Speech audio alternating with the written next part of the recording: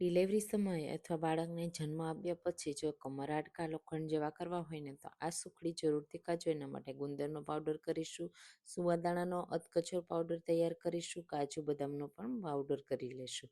હવે ઘી એડ કરીશું, એમાં ઘઉંનો લોટ, ઝીણો લોટ આવે ને તે જ મેં એડ કર્યો છે.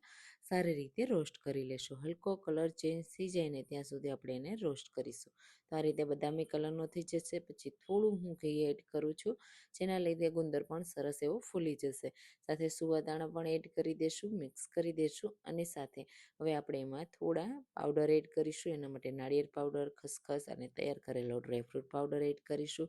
હવે એડ કરીશું કાટલું પાવડર, જે 32 અલગ અલગ ઔષધિઓમાંથી બનાવવામાં આવે છે.